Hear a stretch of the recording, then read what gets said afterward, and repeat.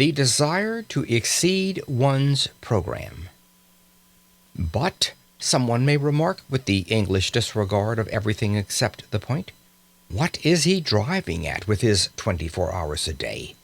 I have no difficulty in living on 24 hours a day.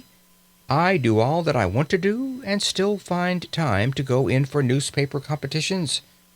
Surely it is a simple affair, knowing that one has only 24 hours a day, to content oneself with 24 hours a day.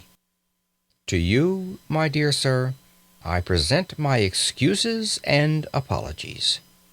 You are precisely the man that I have been wishing to meet for about 40 years.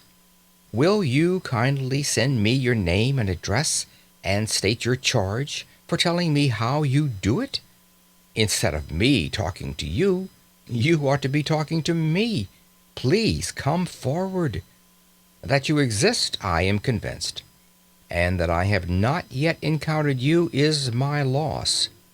Meanwhile, until you appear, I will continue to chat with my companions in distress, that innumerable band of souls who are haunted, more or less painfully, by the feeling that the years slip by and slip by and slip by, and that they have not yet been able to get their lives into proper working order.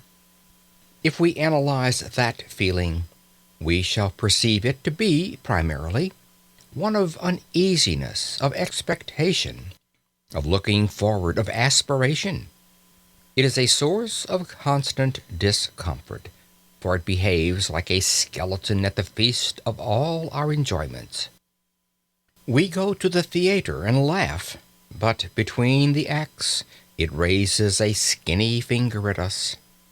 We rush violently for the last train, and while we are cooling a long age on the platform waiting for the last train, it promenades its bones up and down by our side, and inquires, O man, what hast thou done with thy youth? What art thou doing with thine age? You may urge that this feeling of continuous looking forward, of aspiration, is a part of life itself, and inseparable from life itself. True, but there are degrees. A man may desire to go to Mecca. His conscience tells him that he ought to go to Mecca. He fares forth either by the aid of cooks or unassisted. He may probably never reach Mecca. He may drown before he gets to Port Said. He may perish ingloriously on the coast of the Red Sea. His desire may remain eternally frustrate. Unfulfilled aspiration may always trouble him.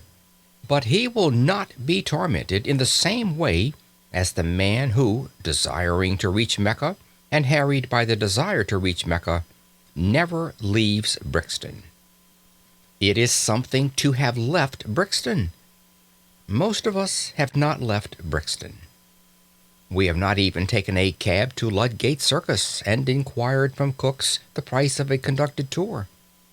And our excuse to ourselves is that there are only 24 hours in a day.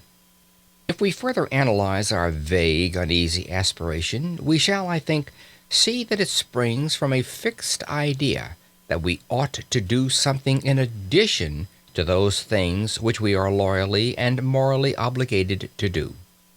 We are obliged by various codes, written and unwritten, to maintain ourselves and our families, if any, in health and comfort, to pay our debts, to save, to increase our prosperity by increasing our efficiency. A task sufficiently difficult. A task which very few of us achieve. A task often beyond our skills, yet if we succeed in it, as we sometimes do, we are not satisfied. The skeleton is still with us. And even when we realize that the task is beyond our skill, that our powers cannot cope with it, we feel that we should be less discontented if we gave to our powers, already overtaxed, something still further to do. And such is indeed the fact. The wish to accomplish something outside their formal program is common to all men who, in the course of evolution, have risen past a certain level. Until an effort is made to satisfy that wish, the sense of uneasy waiting for something to start which has not started will remain to disturb the peace of the soul. That wish has been called by many names.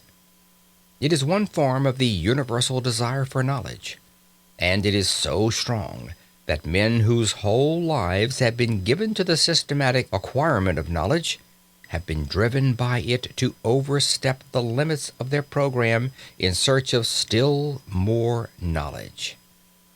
Even Herbert Spencer, in my opinion the greatest mind that ever lived, was often forced by it into agreeable little backwaters of inquiry. I imagine that in the majority of people who are conscious of the wish to live, that is to say, people who have intellectual curiosity, the aspiration to exceed formal programs takes a literary shape. They would like to embark on a course of reading. Decidedly, the British people are becoming more and more literary. But I would point out that literature by no means comprises the whole field of knowledge, and that the disturbing thirst to improve oneself, to increase one's knowledge, may well be slaked quite apart from literature. With the various ways of slaking I shall deal later. Here I merely point out to those who have no natural sympathy with literature that literature is not the only well. End of chapter 2.